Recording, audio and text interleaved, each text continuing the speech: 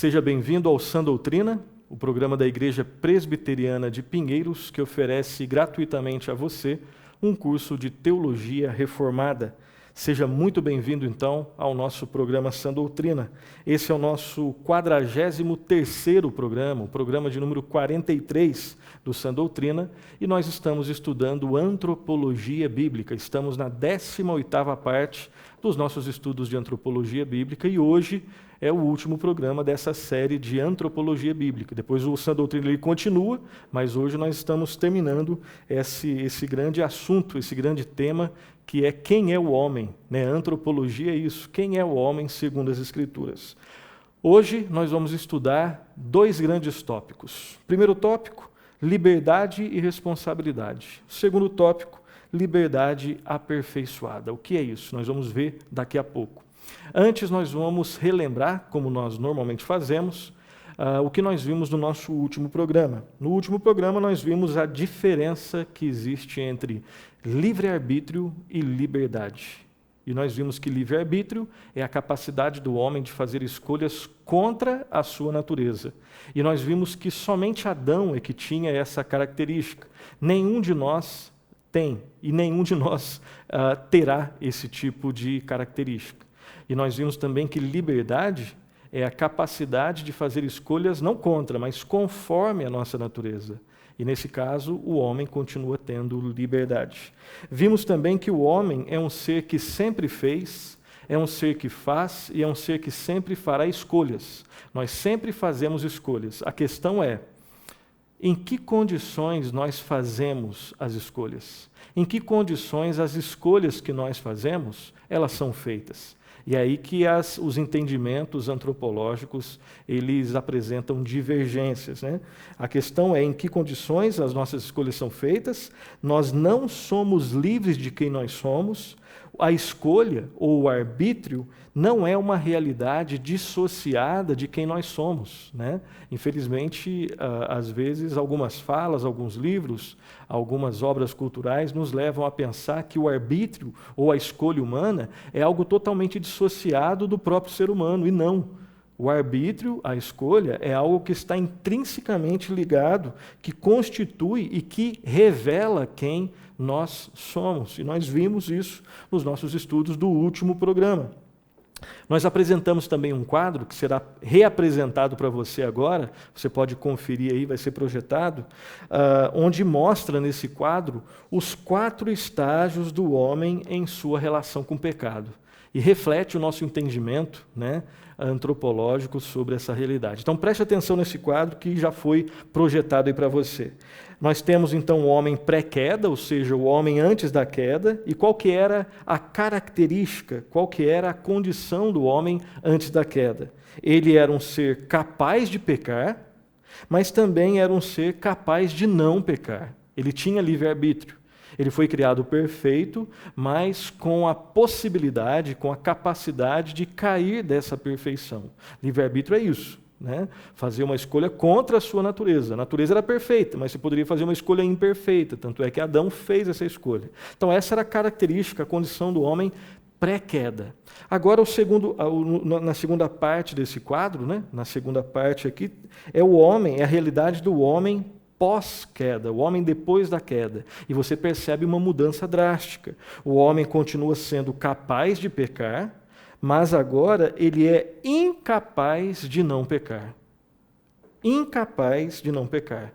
Então, o normal do homem pós-queda agora é, como ele tem uma natureza manchada, distorcida, maculada pelo pecado, o homem agora não é mais capaz de não pecar. Ou melhor, ele é incapaz de não pecar. Ele não consegue não pecar, ok? Terceiro momento, a terceira parte do nosso quadro, é o homem renascido, o homem que foi alvo da misericórdia e da graça de Deus, o homem que foi regenerado, justificado e que teve fé pela graça de Deus, se arrependeu e teve fé no Senhor Jesus Cristo, o homem renascido.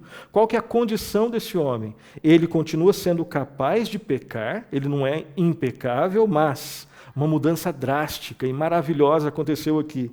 Ele agora é capaz de não pecar. pela graça de Deus, diferente do homem pós-queda, onde ele é incapaz de não pecar, o homem pós-Jesus Cristo, né, chamado aqui de homem renascido, ele agora é capaz de não pecar. Ele agora consegue escolher coisas que agradam a Deus. E o último estágio, o homem glorificado, o homem lá nos novos céus e nova terra, o homem na glória, o homem agora é capaz de não pecar. Ele possui capacidade de não pecar. E ele é incapaz de pecar. Graças a Deus, nos novos céus e nova terra, nós não pecaremos. Nós não teremos livre-arbítrio. Nós não poderemos fazer uma escolha contra a nossa natureza. Ou seja, o estado do homem na glória é melhor do que o estado do homem antes do pecado. O estado do homem na glória é melhor do que o estado de Adão antes do pecado, porque Adão podia cair dessa condição. O homem lá na glória, ele não poderá cair dessa condição. Ele só escolherá livremente, perfeitamente livremente, só aquilo que agrada a Deus. E por fim, nós vimos também que o cristão, preste atenção, no programa anterior nós vimos que o cristão é uma pessoa genuinamente nova, embora não seja uma pessoa totalmente nova. E o mesmo pode ser dito da sua relação com a liberdade.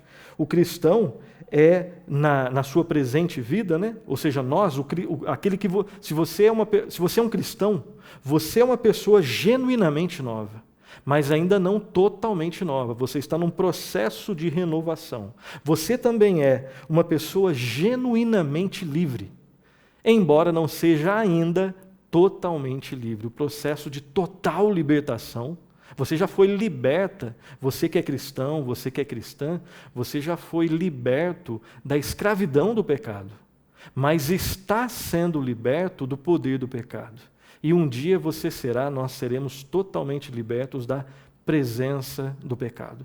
Os 3 estágios, né, os 3 momentos da salvação. Livres da escravidão, nós já fomos. Estamos sendo livres, estamos sendo libertados, né, do poder do pecado. E um dia, futuro, nós seremos libertos da presença do pecado. Nem a presença do pecado estará.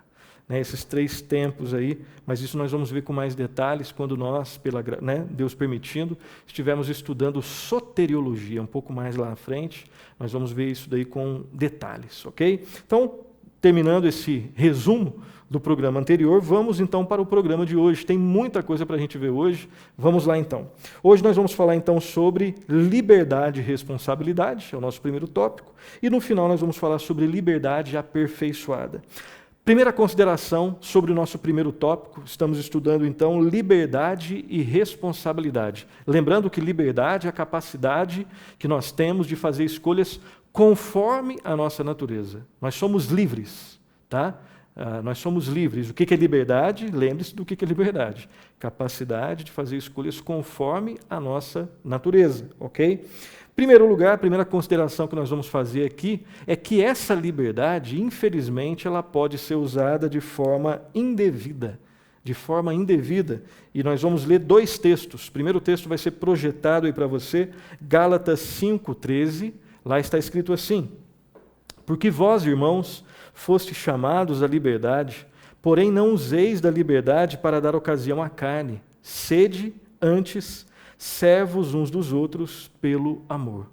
Então, olha só, a orientação paulina aqui aos Gálatas, e que serve para nós, obviamente, serve para o povo de Deus, de todos os lugares, de todos os tempos, obviamente serve para nós, é que aqueles irmãos e nós, todo o povo de Deus, foi chamado à liberdade.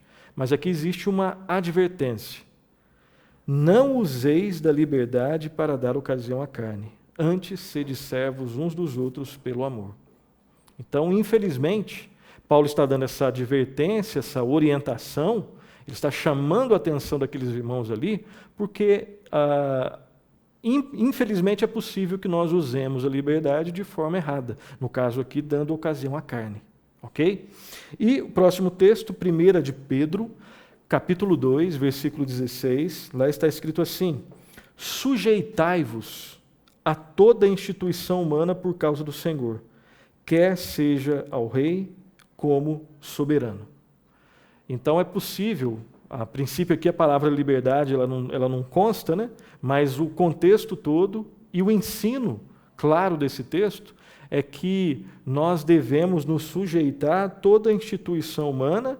Qual motivo? Por causa do Senhor. Então não usemos a liberdade ou o conceito errado da liberdade para que nós não nos sujeitemos à instituição humana no Senhor. Infelizmente, é possível que nós nos esqueçamos e usemos de um conceito errado, de um entendimento errado de liberdade, não nos submetendo à instituição humana no Senhor. E a orientação de Pedro é que nós nos sujeitemos às instituições, a toda instituição humana por causa do Senhor, quer seja o rei como soberano, e ele depois vai continuar a sua argumentação. Então, infelizmente, é possível que nós utilizemos a liberdade de forma equivocada, de uma forma indevida. Então, lembremos disso. Partindo do princípio que isso é possível, que nós voltemos os nossos olhos, a nossa confiança para a palavra de Deus, para que nós possamos usar a liberdade, não de forma errada, mas da forma como ela é ensinada na palavra. Uma questão aqui que nós devemos refletir: que relação existe entre liberdade e responsabilidade? Você já pensou nisso? Que relação existe entre liberdade e responsabilidade? Porque nós vivemos numa cultura que diz que liberdade não rima com responsabilidade. Inclusive muitas pessoas pensam assim, né? Uma pessoa realmente livre, ela não é responsável. Nós vivemos num mundo que ensina que liberdade é quase que sinônimo, se não for sinônimo, de irresponsabilidade. E, na verdade, biblicamente é o contrário. Existe uma relação íntima entre liberdade e responsabilidade. Mas que relação é essa? Vamos começar a meditar sobre isso. A primeira consideração: ao mesmo tempo em que Deus é aquele que restaura a nossa verdadeira liberdade, no processo redentor, no processo redentivo, o exercício dessa liberdade certamente envolve a responsabilidade humana. Nós fomos libertos para viver uma vida não de irresponsabilidade. Isso é escravidão. Nós fomos libertos por Deus para viver uma vida de responsabilidade. Responsabilidade para com Deus, para com o próximo e para com a ordem criada. O homem, ele não é um robô. O homem, nós já vimos isso, ele não é um ser autômato, um robozinho, né? Mas ele é uma pessoa criada. Esse foi os termos, né, que nós utilizamos em estudos anteriores, que é um termo que o Anthony Huckman, né, que é um dos teólogos que nós estamos utilizando nos nossos estudos antropológicos aqui, partindo da obra dele, né, que fala sobre, basicamente, antropologia, né, criados à imagem de Deus. Isso significa, ou seja, o fato de que nós não somos robozinhos, o fato de que nós não somos seres autômatos, e nem autônomos, né? Mas aqui nós queremos lembrar do aspecto de que nós não somos seres autômatos. Isso deve nos fazer pensar, fazer refletir de que nós somos criaturas, né? Isso significa que, como criaturas, nós somos totalmente dependentes de Deus. Mas como pessoas, nós fazemos escolhas e somos considerados responsáveis pelas escolhas que fazemos. Então isso aqui é muito importante. O ser humano, entendido corretamente, e entendido corretamente é quando ele tem a sua referência na obra do Criador, ou seja, quem entende quem eu sou, quem você é, quem nós somos, não somos nós primeiramente. Quem entende quem nós somos é quem nos criou, é o próprio Deus que se revela na sua palavra. E na palavra de Deus nós somos ensinados, nós somos orientados que, ao mesmo tempo, nós somos criaturas. E como criaturas nós somos totalmente dependentes de Deus. Ao mesmo tempo nós somos pessoas. E como pessoas nós fazemos escolhas livres e nós somos responsáveis pelas escolhas que nós fazemos. Essas duas verdades ao mesmo tempo. É isso que a Bíblia nos ensina e é isso que nós experimentamos no nosso dia a dia. A ênfase bíblica, preste atenção, a ênfase que a Bíblia dá em relação à soberania de Deus nunca excluiu e não exclui a necessidade de uma resposta pessoal às demandas do Evangelho. às propostas do Evangelho, ao chamado do Evangelho. Então, a mesma Bíblia que ensina que o homem é um ser, que Deus é um ser soberano, é a mesma Bíblia que ensina que o homem é um ser livre e responsável. Agora, livre na nossa definição, na definição que nós extraímos das Escrituras Sagradas. Liberdade não é a total dissociação de tudo, isso não existe. Isso às vezes existe em músicas que de repente alguns cantam, que às vezes nós ouvimos. Mas preste atenção, nós não devemos ser ingênuos e não devemos ser tolos nas nossas definições. Nós estamos aqui num curso básico de teologia, mas buscando ser fiéis, obviamente, ao que a Bíblia nos ensina e nos reportando aos nossos irmãos e irmãs do passado, né? Buscando entender e subir nos ombros desses gigantes para enxergar um pouco mais além. Nós devemos ter um conceito de liberdade que honre as Escrituras. E o que nós fornecemos a vocês, né, e que nós estamos compartilhando aqui, é um conceito simples, mas bíblico. Liberdade, capacidade de fazer escolhas conforme a nossa natureza. Ok? Então nós somos responsáveis. Ao mesmo tempo que somos dependentes, totalmente dependentes de Deus, nós somos livres e responsáveis pelas nossas escolhas. Mais um texto nós vamos ler, 2 Coríntios, segunda carta de Paulo aos Coríntios, capítulo 7, versículo 1. Lá está escrito assim, o texto vai ser projetado para você. Tendo, pois, ó amados, tais promessas, purifiquemo-nos de toda impureza, tanto da carne como do espírito, aperfeiçoando a nossa santidade no temor de Deus.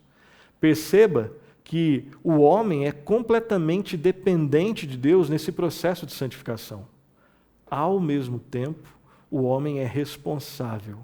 O homem é que deve colocar isso aqui em prática, de se purificar de toda impureza, tanto da carne como do espírito, aperfeiçoando a nossa santidade no temor do Senhor. Nós somos totalmente dependentes e nós somos totalmente responsáveis. Ao mesmo tempo em que é verdade que é Deus que nos santifica pelo seu Espírito Santo, isso é uma verdade, não existe santificação sem a obra do Espírito Santo atuando poderosamente na nossa vida. Essa é uma parte da verdade. Assim, é uma parte que, se você tira, não existe santificação. Ao mesmo tempo, é verdade também que nós somos conclamados, como Paulo, aqui acabamos de ler, como Paulo deixou bem claro aqui, nós somos conclamados para que nós nos purifiquemos das impurezas do pecado. Soberania de Deus, responsabilidade humana. Então lembremos que, preste atenção, nossa verdadeira liberdade, ela não é somente um dom, mas ela também é uma tarefa. Esse é um pensamento que nós pegamos ali do Anthony Huckman. Preste atenção, a nossa liberdade, ela é um dom e ela é uma tarefa. Como dom, ela vem de Deus. Não existe liberdade que não tenha sido um presente de Deus ao homem. Ninguém que tenha sido alvo da graça de Deus é realmente livre. Somente alguém que foi agraciado pelo poder de Deus é que se torna livre, é que é liberto. Ao mesmo tempo, a verdadeira liberdade, entendida pelas Escrituras, ela, além de ser um dom, ela também é uma tarefa. Nós devemos nos empenhar nessa tarefa, nesse desafio, nessa busca. Ao mesmo tempo, inclusive um dos sinais de que a graça de Deus opera na vida de alguém é a busca que essa pessoa tem das coisas de Deus, ok? Então, essas são as ideias introdutórias nesse primeiro grande tópico que nós estamos buscando entender, que é liberdade e responsabilidade e a relação que existe entre liberdade e responsabilidade. Agora nós vamos ver algumas ideias ainda nesse tema. O que Calvino, o que esse irmão nosso lá do século XVI, o que João Calvino, quais foram as distinções que ele fez. Isso aqui é muito precioso, ele nos ensina bastante, a distinção dos 3 aspectos da verdadeira liberdade. O entendimento que João Calvino tinha, onde ele fazia distinção de 3 aspectos que estão presentes na noção correta da liberdade. Preste atenção que a gente pode aprender bastante com esse irmão nosso aqui do passado, ok? E vamos buscar entender essas ideias dele pelas Escrituras, obviamente. Então, em primeiro lugar, a primeira distinção que Calvino faz, a primeira consideração que João Calvino faz sobre a liberdade, a verdadeira liberdade cristã é a seguinte: a verdadeira liberdade é a liberdade da necessidade de guardar a lei a fim de obtermos a salvação. Perceba como tem muita coisa nessa frase aqui, tá? Então vamos com bastante cuidado. Primeira consideração que Calvino faz sobre a verdadeira liberdade. A verdadeira liberdade é a liberdade da necessidade de guardar a lei para obter a salvação. Ninguém é salvo porque obedece à lei. Quer dizer então que a lei não tem nenhuma serventia? Não é isso que o Calvino está dizendo, e nem é isso que nós estamos ensinando. O que ele está dizendo aqui é que a verdadeira liberdade cristã é a liberdade da necessidade de guardar a lei a fim de obter a nossa salvação. Vamos ler alguns textos, depois fazer algumas considerações. Primeiro texto que vai ser projetado para você, Gálatas 2, 15 e 16. Gálatas 2, 15 e 16 está escrito assim: nós, judeus, por natureza, e não pecadores dentre os gentios, sabendo contudo que o homem não é justificado por obras da lei, e sim mediante a fé em Cristo Jesus, também temos crido em Cristo Jesus, para que fôssemos justificados pela fé em Cristo, e não por obras da lei, pois por obras da lei ninguém será justificado. Então, existem pessoas que estão presas à noção errada de que se elas obedecerem à lei, elas serão justificadas e salvas. Isso é escravidão. Ninguém jamais foi salvo. Nenhum homem pecador, nenhum homem depois ali de Gênesis 3, conseguiu ser salvo, conseguiu obter a salvação, conseguiu ser justificado porque obedeceu à lei. Nunca. Quem acha isso, e infelizmente algumas pessoas, ou muitas pessoas podem achar isso, elas têm uma noção errada delas, de Deus, da palavra, do que é justificação, do que é lei. Alguém que acha que pode ser salvo pela obediência da lei, não entendeu muitas coisas. E aqui nós queremos destacar pelo menos duas coisas que ela não entendeu. Ela não entendeu ainda o quão ela é incapaz, ela tem uma autonoção completamente errada, e ela não entendeu a lei, porque a lei é perfeição. O que a lei exige do homem é nada mais, nada menos do que 100%, perfeição. Um erro, inferno. Um erro, condenação. Um erro, perdição.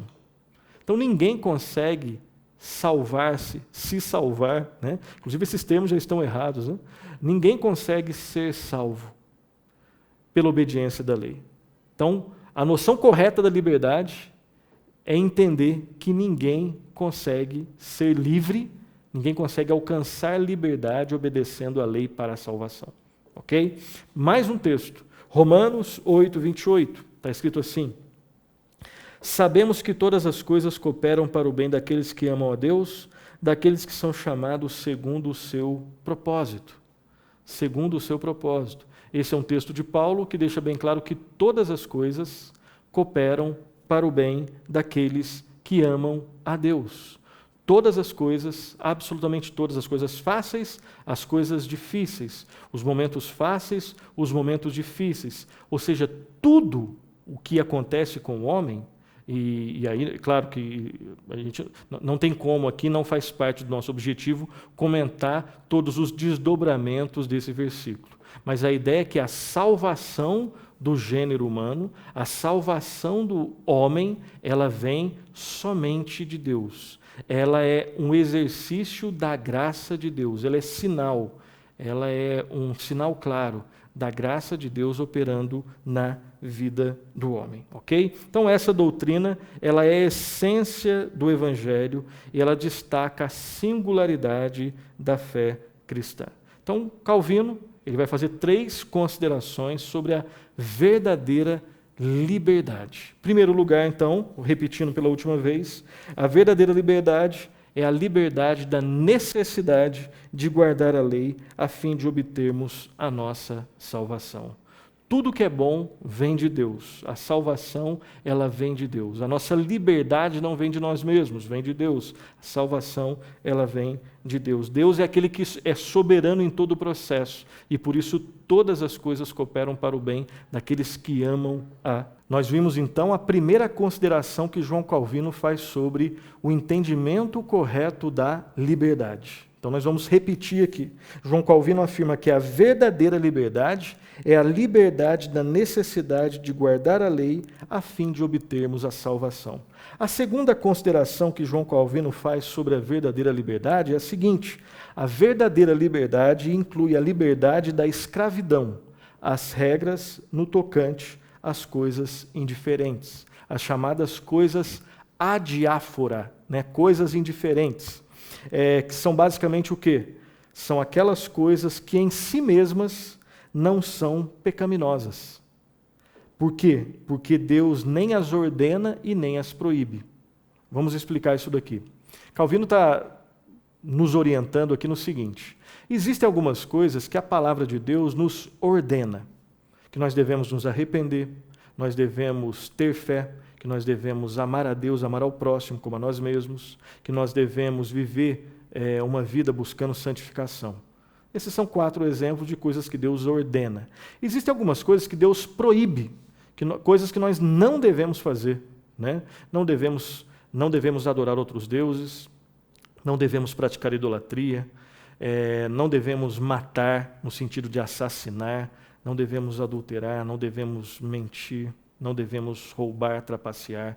Então, existem algumas coisas que Deus ordena que nós façamos. Outras coisas que Deus proíbe que nós façamos. E quando nós fazemos, devemos nos arrepender e voltar em arrependimento e fé no Senhor Jesus Cristo. Agora, existem algumas coisas onde você não vê nenhuma ordenança e nenhuma proibição. Quais, por exemplo? São várias, algumas delas. A Bíblia não ordena que nós joguemos futebol. A Bíblia não proíbe que nós joguemos futebol. A Bíblia não ordena que nós assistamos televisão, até porque não existia naquela época. A Bíblia não proíbe que nós assistamos televisão. Então nós devemos, nesses casos, ter sabedoria para saber o que fazer. A Bíblia não ordena que nós consumamos bebida alcoólica. A Bíblia não, eu sei que isso talvez seja estranho, mas vá para as Escrituras. A Bíblia não proíbe a bebida alcoólica. O que a Bíblia proíbe é o seguinte, é você se embriagar. A Bíblia, em termos de bebida alcoólica, proíbe 2 coisas: a embriaguez e o escândalo. Então, se a pessoa consegue beber sem se embriagar e sem escandalizar, e fazer isso para a glória de Deus, dominando sobre a bebida, não ficando embriagado e nem escandalizando as pessoas, ok. Agora, se eu bebo e me embriago, pecado. Se eu bebo não embriagando, mas escandalizando alguém que discorda de mim nessa questão, é pecado. De novo, se você tem um entendimento diferente, vá para as Escrituras. E as Escrituras, não é nem Calvino, nem sou eu, nem é a maioria que deve ter palavra final. São as Escrituras. E as Escrituras não ordenam e nem proíbem. Nós devemos, nesse caso, na bebida alcoólica. Inclusive, você tem relatos nas Escrituras, onde ali nas festas tinha vinho. E vinho com álcool. Tá? Não, aquela explicação que diz que vinho era sem álcool, não cola. Ali tinha vinho que poderia embriagar. Mas o cristão deve fazer uso moderado da bebida, sem se embriagar e sem escandalizar. Um outro exemplo, no caso no universo feminino, o uso de cosméticos. A Bíblia não ordena e a Bíblia também não proíbe. Uma mulher que vai fazer uso de cosméticos, ela pode fazer isso de uma forma sábia, equilibrada, onde ela realmente vai se embelezar para a glória de Deus, né? De uma maneira que seja sábia, equilibrada, ou então de uma maneira onde ela expresse a sua vaidade pecaminosa. Ela pode expressar a sua vaidade correta, a sua vaidade equilibrada, ou a sua vaidade pecaminosa. A Bíblia nem ordena e nem proíbe. Devemos ser sábios para lidar com as questões onde não existe nem ordenança e nem proibição. Então nós demos exemplos, né? Tanto no mundo dos esportes, no mundo aí da cultura, no mundo aí, no caso, o exemplo que, né, principalmente na nossa cultura, na cultura brasileira, muitos evangélicos, ou a maioria dos evangélicos, acham que beber em si já é pecado, e não é. Pelas Escrituras, não. Pode ser que no seu entender seja. Né? E aqui eu não tenho nenhum problema para falar, porque eu nem gosto muito de bebida. Alguém, de repente, pode achar, ele está falando isso porque ele gosta de beber bastante. Não é esse o caso. Até porque se eu bebo muito, né, escandalizando ou me embriagando, estou pecando nisso. A questão não é essa. A questão é o que a palavra diz. E a palavra não proíbe. Não proíbe. Nem a bebida e nem o uso de cosméticos. O que ela proíbe é o escandalizar, o exagero. No caso da bebida, o embriagar e o escândalo. Se alguém consegue beber sem se embriagar e sem escandalizar, ela está corretamente fazendo uso moderado da bebida. Existem outros exemplos, alguns até mais polêmicos do que esse, mas nós vamos ficar nesses mesmos. O que Calvino está dizendo aqui para a gente? Calvino está fazendo com que a gente pense, ele está propondo esse pensamento de que a verdadeira liberdade, ela inclui a liberdade da escravidão às regras no tocante a essas chamadas coisas indiferentes. E o que são essas coisas indiferentes? Né? As coisas adiáfora, né? São aquelas onde não existe nenhuma ordenança e nenhuma proibição. Algumas considerações. Preste atenção nisso, tá? Busque entender o que a gente está falando aqui, refletir e ir para as Escrituras nesse aspecto, ok?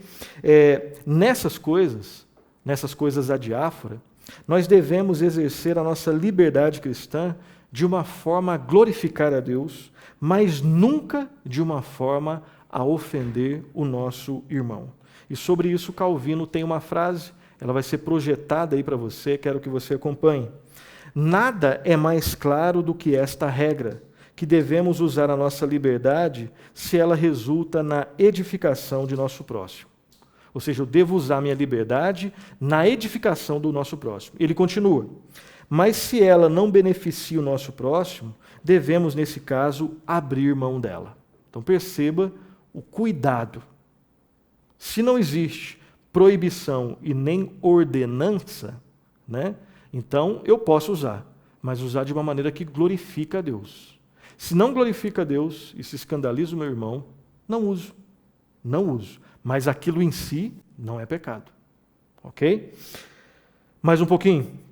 Mais algumas considerações. Infelizmente, é possível que nós caiamos, às vezes, no erro de proibir algo que a Bíblia não proíbe. Pois em si mesmo esse algo não é pecado. De novo, eu repito, o uso de cosméticos não é pecado. Beber moderadamente não é pecado. Assistir televisão em si não é pecado. Jogar futebol, jogar vôlei, em si não é pecado. Eu posso fazer tudo isso para a glória de Deus, ou eu posso fazer tudo isso de uma maneira que ofenda a Deus e ao próximo. Se é desse jeito, não faço. Mas se eu consigo fazer para glorificar a Deus, né, isso deve ser feito. Isso pode ser feito. Ok? O perigo desse tipo de legalismo, ou seja, quando nós proibimos algo que a Bíblia não proíbe, isso é legalismo, né? O perigo que esse tipo de legalismo envolve é que as pessoas passam a acreditar que a abstinência dessas coisas indiferentes seja a marca essencial de um cristão. Não é à toa que muitos brasileiros evangélicos acham que o verdadeiro cristão é aquele que não rouba, não bebe e não fuma. É claro que o verdadeiro cristão, ele não vai roubar, isso não deve ser feito, porque em relação ao roubo existe uma proibição. Existe uma proibição. Agora, pode ser que uma pessoa não beba, mas faça outras coisas. Então, o cristianismo ele é muito mais profundo do que essas coisas. ele vai além dessas coisas. Ele toca nessas coisas. Ele vai redimir todas essas realidades. Mas ele vai muito mais além de tudo isso. Isso acontece, né, esse tipo de legalismo, quando nós identificamos o cristianismo também com a cultura ocidental sem fazer as devidas corretivas, né? Então, aí fazendo uma outra comparação. Muitas pessoas acham que cultura ocidental é sinônimo total de cristianismo. Não é. Nunca foi, não é e nunca será. É verdade que a cultura ocidental ela foi muito influenciada pelo cristianismo, graças a Deus por isso. Tem muitos aspectos positivos, justamente porque foi influenciada pelo cristianismo, mas a cultura ocidental nunca foi, não é e nunca será sinônimo de cristianismo. Muitas correções devem ser feitas a partir das escrituras da cultura ocidental. E a cultura oriental tem lá os seus pontos positivos, e o ponto positivo ou negativo na cultura ocidental ou oriental, ou em qualquer outra cultura, tem que ter sempre como parâmetro a palavra de Deus interpretada, não culturalmente, mas interpretada pela própria palavra de Deus. Então devemos ter cuidado com essas nossas afirmações. Calvino então fez essas duas considerações. Uma terceira consideração, ele faz três. A terceira consideração que Calvino faz sobre a liberdade é a seguinte: a verdadeira liberdade é liberdade para fazer a vontade de Deus voluntariamente, como um modo de mostrar nossa gratidão a Ele. Verdadeira liberdade tem a ver com isso. A liberdade de fazer voluntariamente a vontade de Deus de um modo que mostre a nossa gratidão a Ele. Vamos lembrar então que se tivéssemos que guardar a lei de Deus para alcançarmos a salvação, a mais leve falta, o mais leve pequeno erro, traria maldição sobre nós. É impossível ser salvo pela via, pelo caminho, pela rodovia da lei. Impossível. Porque pela lei, Deus exige perfeição. Na verdade, sempre Deus exige perfeição. O problema é que nós somos imperfeitos. Então é somente pelo caminho da cruz. E não fomos nós que fomos pregados na cruz. Porque se nós fôssemos pregados na cruz, nosso sacrifício seria imperfeito, inútil. Mas porque o perfeito Jesus Cristo foi até a cruz, e Ele pagou o preço dos nossos pecados, é que nele nós podemos ter perdão dos nossos pecados, salvação, redenção, liberdade para servir a Deus de uma forma voluntária, obedecendo a Ele de uma forma voluntária. Gálatas 3,10 está escrito assim: todos quantos, pois, são das obras da lei, estão debaixo da maldição. Pois está escrito: maldito todo aquele que não permanece em todas as coisas escritas no livro da lei para praticá-las. Então, aquele que não permanece em todas as coisas para praticá-las, maldito é isso. Pela lei não dá. Agora, a lei, depois que a pessoa é salva pela graça de Deus, mediante a fé no Senhor Jesus Cristo, a lei passa a ter um novo significado para ela. Ela não quer obedecer a lei para ser salva, porque ela sabe que isso é impossível. Mas por ser salva, ela agora entende que a lei, por expressar o caráter santo de Deus, a lei agora é uma direcionadora da sua vida. Ela quer viver a lei, não para ser salva, porque ela sabe que isso é impossível, mas por ter sido salva, ela olha para a lei de Deus como uma expressão do seu caráter santo, e ela quer agora viver uma nova vida baseada na graça de Deus e orientada pela lei de Deus, dando uma direção para a sua vida, a única direção verdadeira. Dessa forma, então, segundo o texto de Gálatas 3,10, estaríamos permanentemente no erro da punição e da perdição eterna. Entretanto, quando sabemos que não precisamos guardar a lei para a salvação, nossos temores desaparecem e ficamos prontos para servir a Deus feliz e alegremente. Então agora, depois de salvos, nós olhamos para a lei, não agora com medo, mas com gratidão. Nós fomos libertos para conhecer a lei de Deus, para viver para a honra e para a glória de Deus. E todo aquele que foi salvo pela graça de Deus, ele vai querer viver agradecendo a Deus, de modo grato a Deus, conhecendo e vivendo nos caminhos do Senhor. Nós não somos mais compelidos pelo temor, mas impelidos pela gratidão. Nós nos alegramos em guardar a lei de Deus como evidência da nossa gratidão a Deus por sua misericórdia insondável e pelo seu amor imerecido. Muito importante aqui para a gente entender essa questão da liberdade é o seguinte: quando nós falamos de liberdade cristã, nós temos que pensar em dois aspectos: liberdade de alguma coisa, liberdade para alguma coisa. Sempre quando você pensar em liberdade, considere esses dois aspectos. Liberto do quê? E liberto para quê? Nós fomos libertos de algo para algo, ou melhor, nós somos libertos de alguém para um outro alguém. E aqui eu quero pedir ajuda, para um documento confessional, um documento histórico muito importante, lá do século XVI, o Catecismo de Heidelberg. Catecismo de Heidelberg vai ser projetado para você.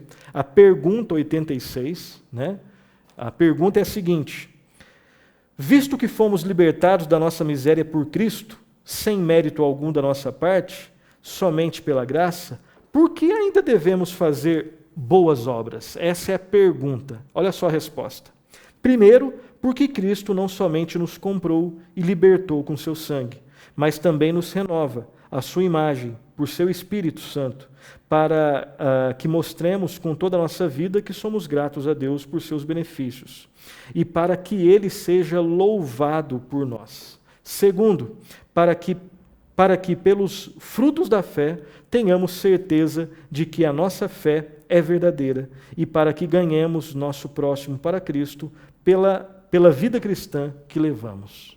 Então, já que nós somos salvos pela graça, mediante a fé, por que já que eu fui salvo pela graça, pela fé, sem a lei, por que agora eu preciso fazer boas obras? É porque as boas obras, entre outras coisas, elas testemunham a minha fé em Cristo. As boas obras podem impactar vidas, para que elas também conheçam o mesmo Senhor Jesus Cristo que me salvou. Nós não somos salvos pelas boas obras, mas nós fomos salvos para as boas obras. Boas obras não vêm antes, elas vêm depois, elas testificam. Nós somos predestinados para as boas obras. Não é porque nós fizemos boas obras. Só existe uma boa obra que qualifica para a salvação. E essa boa obra, nem eu, nem você, nenhum de nós faz. É a obra de Cristo na cruz do Calvário. Essa é a única boa obra que qualifica alguém para a salvação. Depois, a prova de que alguém passou por essa boa obra, a obra de Cristo Jesus na cruz do Calvário, a evidência é que ela vai produzir frutos. Então, a vida do cristão deve estar recheada de boas obras que evidenciam a sua salvação, o seu amor por Deus, a presença do Espírito Santo na sua vida. Mais uma frase aqui do Calvino vai ser projetada aí para você, preste atenção. Aqueles que estão presos pelo jugo da lei são servos que recebem de seus senhores tarefas para cada dia. Esses servos não pensam que já fizeram o suficiente e nem se atrevem a comparecer perante o seu senhor enquanto não tiverem cumprido a medida exata de suas tarefas. Mas os filhos, os quais são tratados mais generosa e candidamente pelos seus pais, não hesitam em oferecer-lhes trabalhos inacabados, feitos pela metade ou mesmo defeituosos, confiando que a sua obediência e prontidão de espírito serão aceitas pelos seus pais, ainda que não tenham conseguido realizar plenamente o que seus pais queriam. Tais filhos é que devemos ser, confiando firmemente que nossos serviços serão aprovados por nosso muito misericordioso Pai, não importa quão pequenos, toscos e imperfeitos possam ser. Perceba aqui o aspecto maravilhoso desse comentário aqui. Preste atenção. O Calvino está dizendo é que existem essas duas realidades. Aqueles que querem ser salvos pela lei. Então eles têm uma relação com Deus onde eles são servos medrosos, Deus é um Senhor muito irado. E eles ficam fazendo boas obras achando que um dia eles vão atingir a perfeição, porque só quando atingirem a perfeição, eles vão ser aceitos pelo Senhor.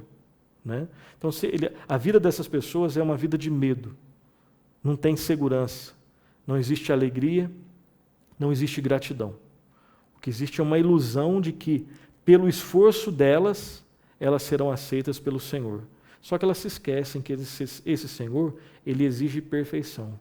E elas nunca vão produzir nada que manifestam perfeição. Isso é aterrorizante. Existe uma outra realidade. É daqueles que foram salvos pela misericórdia e a graça de Deus em Jesus Cristo. A relação desse segundo grupo, ela não é de servo medroso em relação ao senhor tirânico, mas é uma relação familiar, onde existe um pai perfeito, filhos imperfeitos que estão sendo aperfeiçoados. Esses filhos fazem obras imperfeitas, inacabadas, cheias de defeito, mas que são feitas com gratidão. O pai olha para os seus filhos e aceita essas obras, porque, na verdade, essas obras só são aceitas porque um filho perfeito, ele aperfeiçoa todas essas obras imperfeitas desses filhos imperfeitos. Ou seja, o pai só aceita esses filhos porque o irmão mais velho, o Senhor Jesus Cristo, é aquele que credencia a aceitação do pai em relação a esses filhos todos. Existe misericórdia, existe graça e é uma relação paternal. Quando os filhos erram, existem as correções, porque o pai prova que são os filhos, né? Porque ele ama, corrige e disciplina, mas existe uma relação paternal. É muito diferente essa primeira relação, essa primeira realidade dessa segunda realidade. Preste atenção, a essência da verdadeira liberdade cristã também é isto: liberdade de servir a Deus com a completa confiança de um filho ou de uma filha e não com o temor acovardado de um servo. Obviamente, nós estamos fazendo essa relação de senhor e servo, não como Paulo faz lá, né? Porque a Bíblia também utiliza essa metáfora do senhor e do servo em relação aos cristãos. Né? Paulo se apresenta lá em Romanos, na carta aos Romanos, como um servo, um escravo do Senhor Jesus. E é exatamente isso. Aqui nós estamos utilizando num outro sentido, fazendo essa comparação entre o relacionamento familiar e um relacionamento de escravo e o Senhor. Ok? Acompanhe a próxima leitura do texto, Romanos 8:15. Romanos 8:15, que está escrito assim: porque não recebestes o espírito de escravidão, para viverdes outra vez atemorizados, mas recebestes o espírito de adoção, baseados no qual clamamos Abba, Pai. Então é baseado nesse texto que nós relembramos dessas duas realidades, né? E nós colocamos ali o texto de Calvino, o comentário de Calvino. Uma outra consideração sobre a verdadeira liberdade. A verdadeira liberdade não é contrária à lei. Liberdade e lei são geralmente vistas como realidades antagônicas, contraditórias e sempre em tensão, mas não é verdade, não é verdade. Até no mundo natural existem leis que garantem a liberdade. Alguns exemplos. O peixe só tem liberdade dentro da água, né? O bom músico só pode exercer sua liberdade artística dentro das leis musicais. Uma sociedade só pode experimentar algum tipo de real liberdade a partir da observação de algumas regras. Regras de trânsito, regras civis, regras criminais e outras regras. E uma pipa, preste atenção, né? Uma pipa só tem liberdade enquanto ela estiver presa à linha. Fora da linha, a pipa não tem liberdade. A pipa morre, entre aspas, né? Ela morre. Na esfera da redenção, também é verdade que não existe liberdade sem leis. A verdadeira liberdade só pode ser experimentada no contexto das leis de Deus. Alguns textos nós vamos ler, serão projetados aí, preste atenção. Salmo 1:2, que mostra a relação que existe entre lei e liberdade. O salmista diz assim: antes o seu prazer está na lei do Senhor, e na sua lei medita de dia e de noite. Olha só, na lei do Senhor está o quê? O prazer do salmista. Lei e prazer. Lei e prazer, né? com a ideia implícita de liberdade. O segundo texto, Salmo 19:10, está escrito assim: são mais desejáveis do que o ouro, mais do que muito ouro depurado, e são mais doces do que o mel e o destilar dos favos. O salmista está se referindo aos mandamentos do Senhor, à palavra de Deus, aos testemunhos, aos preceitos do Senhor. Eles são mais desejáveis do que o ouro, mais doces do que o mel. Isso aqui é expressão de liberdade. Tiago 1:25 está escrito assim: mas aquele que considera atentamente na lei perfeita, lei da liberdade, e nela persevera, não sendo ouvinte negligente, mas operoso praticante, esse será bem-aventurado no que realizar. Olha só a relação, Tiago está colocando: lei, liberdade e bem-aventurança, que é alegria. Tá? E Tiago 2,12, falai de tal maneira e de tal maneira procedei, como aqueles que hão de ser julgados pela lei da liberdade. Então, lei e liberdade, elas andam juntas, não separadas. Então, guardar as leis de Deus com gratidão, como filhos e filhas, e não como servos medrosos, é o caminho da verdadeira liberdade. Outra consideração da liberdade: a verdadeira liberdade não é contrária ao serviço, né? Infelizmente, nós consideramos liberdade e serviço ou trabalho como sendo realidades antagônicas. Muitas pessoas pensam que quem serve não é livre, e isso não é verdade. Depende de quem você serve, depende do Senhor.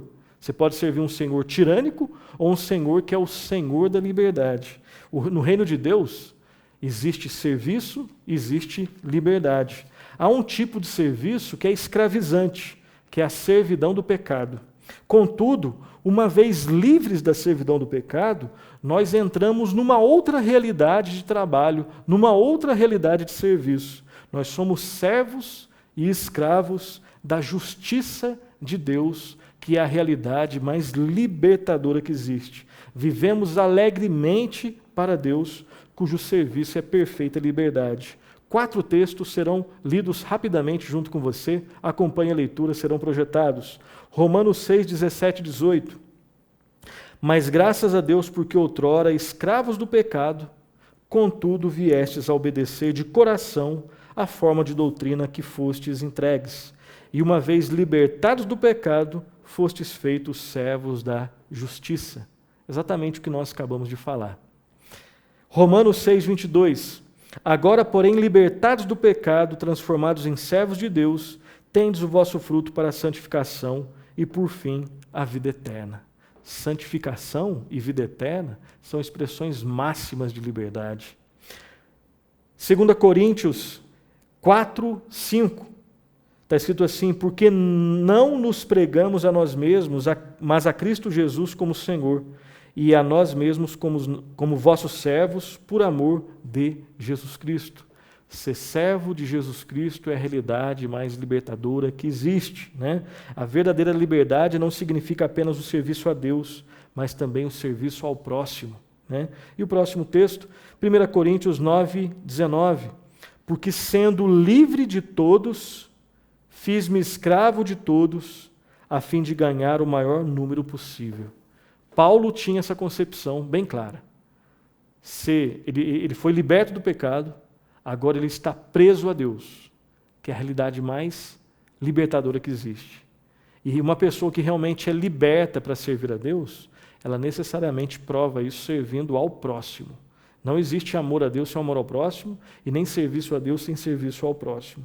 Então, Paulo era um homem livre que, de modo voluntário e alegre, se tornou servo de todos, a fim de levar Jesus Cristo para o maior número de pessoas possível.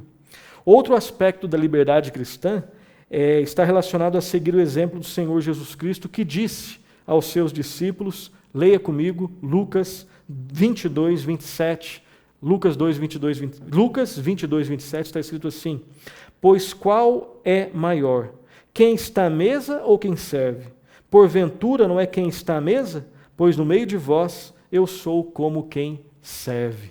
O Senhor Jesus Cristo, o Filho de Deus, o Deus Filho, o próprio Deus, na segunda pessoa da Trindade, ele servia, ele servia a Deus, o Pai, e ao próximo também. Se nós somos seguidores de Cristo, se nós somos servos de Cristo, discípulos de Cristo, salvos por Cristo, nós devemos servir a Deus e ao nosso próximo.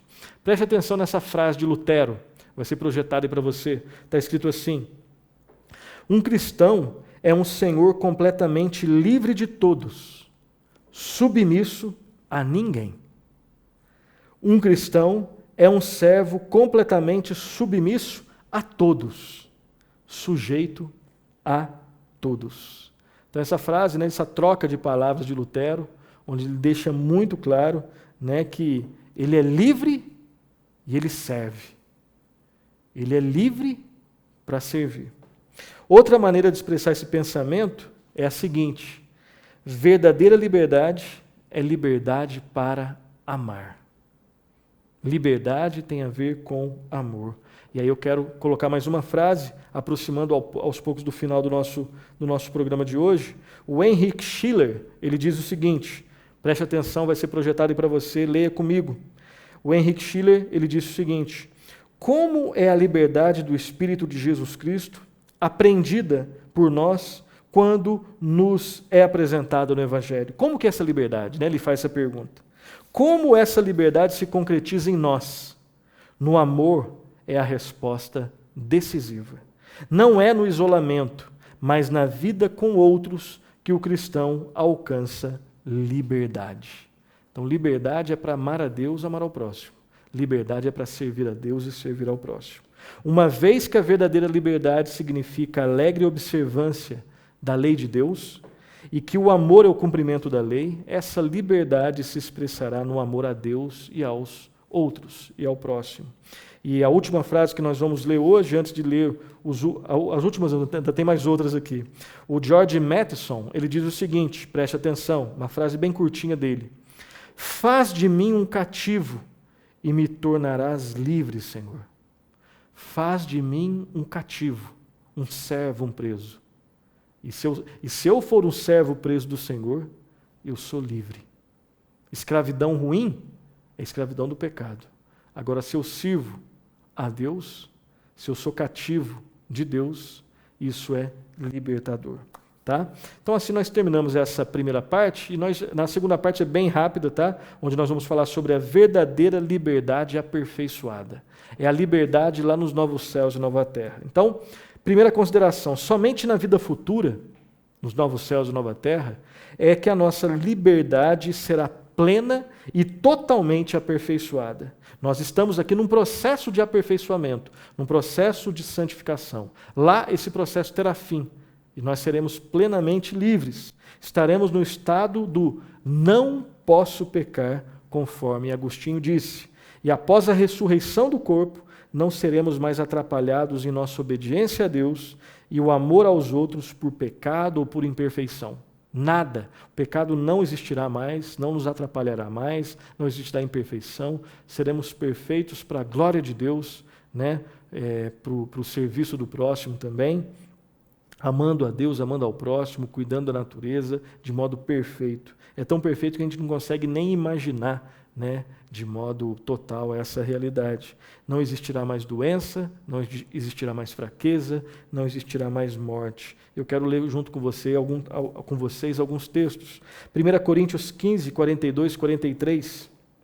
Pois assim também é a ressurreição dos mortos. Semeia-se o corpo na corrupção, ressuscita na incorrupção. Semeia-se em desonra, ressuscita em glória. Semeia-se em fraqueza, ressuscita em poder. Falando esse comparativo que existe entre o aqui e o lá. Entre o já, né, entre o que existe já aqui e o que vai existir lá de modo perfeito. Aqui imperfeito, lá totalmente perfeito. Apocalipse 21, 4. E lhes enxugará dos olhos toda lágrima, e a morte já não existirá. Já não haverá luto, nem pranto, nem dor, porque as primeiras coisas passaram. Né? Apocalipse 21, falando dessa realidade maravilhosa nos novos céus e nova terra. Nós teremos corpos espirituais que serão completa e exclusivamente governados pelo Espírito Santo de Deus. 1 Coríntios 15, 44. Semeia-se corpo natural, ressuscita corpo espiritual. Se há corpo natural, há também corpo espiritual. O argumento aqui de Paulo. Lá nós seremos total e plenamente livres, e essa liberdade incluirá tanto o desfrute quanto o serviço perfeito e devotado a Deus. Apocalipse 22, 3 está escrito assim: nunca mais haverá corrupção, qualquer maldição. Nela estará o trono de Deus e do Cordeiro. Os seus servos o servirão. E Apocalipse 7, 14 e 15 está escrito assim: respondi-lhe, meu Senhor, tu sabes. Então, ele então me disse: são estes os que vêm da grande tribulação, lavaram as suas vestiduras e as alvejaram no sangue do Cordeiro, razão por que se acham diante do trono de Deus e o servem de dia e de noite no seu santuário.